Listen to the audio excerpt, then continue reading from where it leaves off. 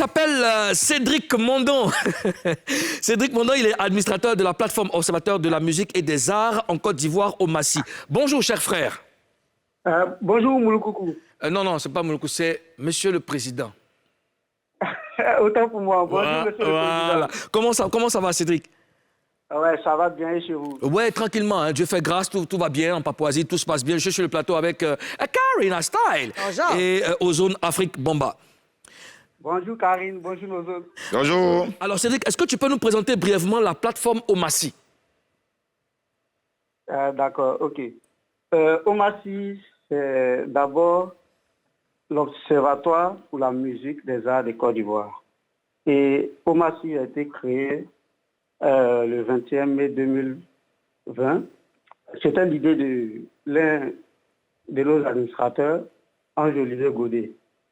Ange-Olivier Godet, il m'a écrit, il m'a dit qu'il voulait faire un truc du genre comme ODCI pour parler de la musique et je lui ai fait part, je lui ai dit non, qu'il faudrait qu'on parle de l'art en général. C'est de là qu'est parti Omassi. On a contacté certains amis avec qui on avait pour habitude de discuter sur des forums de football et tout ça pour intégrer donc Omassi. Donc c'est de là qu'est parti Omassi et on a créé Omassi. En effet, l'objectif de Omassi, c'était de faire quoi? C'était de faciliter l'interaction entre les fans et les artistes. Voilà, donc de permettre aux fans de pouvoir débattre sur certains sujets liés à l'art de façon générale et à la musique en particulier. Sauf que, voilà, sauf que y a les fans qui ne font pas dans la dentelle. Hein? Vous avez créé un monstre. Hein? Alors, Karina. Cédric, sur votre plateforme Omassi, autant pour moi, on a vu des insultes à l'endroit de José sous un post qui a été fait là-bas. Comment vous avez réagi par rapport à ça? Oui, c'est vrai. On a tous déploré ce qui s'est passé avec l'artiste. Et tout est parti d'un post anodin sur la plateforme Omassi. Et ce post qui faisait l'apologie de l'artiste, faisait l'apologie de l'artiste en parlant de sa beauté physique et intérieure. Et c'est que personne ne pouvait s'imaginer que sous un tel post, il allait avoir des injures sur sa personne et des commentaires aussi crus. Voilà. Vous auriez pu supprimer quand même. Oui, bon, en fait, quand on a constaté qu'il y avait des injures parce que nous, l'administration gère la validation des postes. Et pour la gestion des commentaires, on a toujours dit faire des séances de sensibilisation pour dire... Je parle du poste tout entier, je parle du poste. Si tu avais supprimé le poste, les commentaires allaient disparaître. On est d'accord? En réalité, il y a certains commentaires qu'on a commencé à supprimer. En même temps, nous sommes entrés en contact avec l'artiste immédiatement, puisque ce qui nous a interpellés, c'est lorsqu'elle a fait des posts qui étaient en attente d'approbation. Et nous sommes entrés en contact avec elle pour lui présenter dans un premier temps nos excuses. Voilà, donc les excuses ont été présentées en privé. Ensuite, elle a insisté que ces postes soient approuvés pour qu'elle exprime ce qu'elle a envie de dire. Voilà. Elle n'avait pas l'habitude de réagir avec son profil personnel dans le groupe. Donc, on lui a demandé pardon, on lui a demandé même des excuses encore une fois de plus. Et elle a insisté qu'il faudrait qu'on laisse qu'elle s'exprime, il faudrait qu'elle dise ce qu'elle a dans le ventre. Justement. Et donc, c'est pourquoi qu'on a approuvé, elle, ses publications par contre. Alors, concernant donc... Vas-y, Cédric, vas-y. Concernant donc le poste qui a créé la polémique, on a donc juste saisi et sanctionné donc les personnes qui ont porté donc des jugements de façon négative sur la personne de l'artiste. Quel genre de sanctions? D'abord, il faut dire que le groupe a une charte. Le groupe a une charte et la charte du groupe est très claire sur les responsabilités des membres du forum. Elle a été prescrite, elle est même épinglée au groupe. On a dit donc que toute publication ou commentaire qui a une origine ou une source quelconque qui dénigre un tel personnage ou un personnage public incombe l'auteur, voilà, peu importe les dispositions que la personne qui est des victimes va prendre.